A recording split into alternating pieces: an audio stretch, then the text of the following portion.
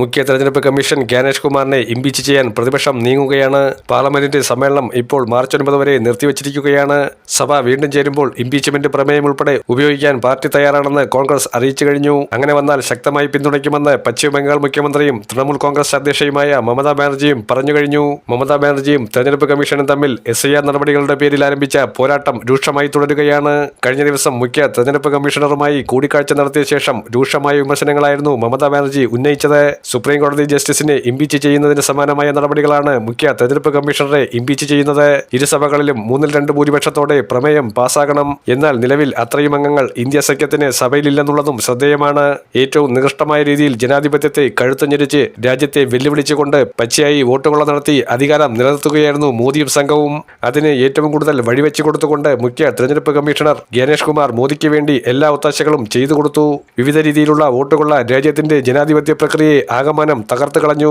SIR വഴിയും EVM വഴിയും voter പട്ടിക വഴിയും BJP ഈ പ്രക്രിയയെ നശിപ്പിച്ച് ജനാധിപത്യം ഇന്ത്യയിൽ തകർത്തെറിഞ്ഞു. വോട്ടർ പട്ടികയിൽ നിന്നും തങ്ങൾക്ക് അനുകൂലമല്ലാത്തവരെ വെട്ടിമാറ്റിയും അനുകൂലിക്കുന്നവരെ തിരികെ കയറ്റിയും വോട്ട് ജോലി നടത്തിയതിന്റെ പ്രകടമായ തെളിവുകൾ രാഹുൽ ഗാന്ധി 3 പത്രസമ്മേളനങ്ങളിലൂടെ പുറത്തുവിട്ടിരുന്നു.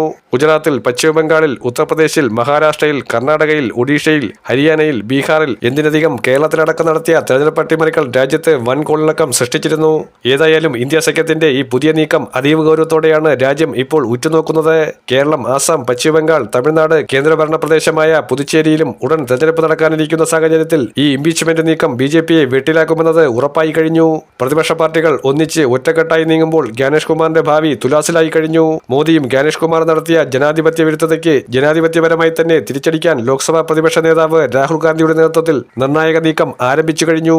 ഇതിനിടയിൽ സംസ്ഥാനത്തിന്റെ വിവിധ ഹൈക്കോടതികളിലും സുപ്രീം കോടതിയിലും 2014 മുതൽ നടന്ന തെരഞ്ഞെടുപ്പുകളടക്കം ചോദ്യം ചെയ്യപ്പെടുന്ന ഹർജികൾ നിലനിൽക്കുന്ന സാഹചര്യവും സുപ്രീം കോടതി അടക്കമുള്ള കോടതികളുടെ പ്രസ്താവനകളും ജ്ഞാനേഷ് കുമാറിനെതിരെ നിലനിൽക്കുന്നുണ്ട്. ഇത് ഇംപീച്ച്മെന്റ് നീക്കത്തിന്റെ ഗൗരവം വർദ്ധിപ്പിക്കുന്നതാണ്.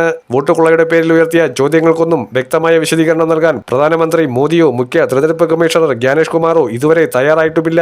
രാജ്യം ഇനി കാത്തിരിക്കുന്നത് മാർച്ച് 9 കഴിഞ്ഞ 13 ദിവസം പാർലമെന്റിൽ ആഞ്ഞടിച്ച പ്രതിപക്ഷ കൊടുങ്കാറ്റിന്റെ തുടർച്ചയാവും ഇനി സഭയിൽ സംഭവിക്കുക. ഇത് BJPക്ക് തടുക്കാൻ കഴിയുമോ എന്നത് കാത്തിരുന്നു കാണാം.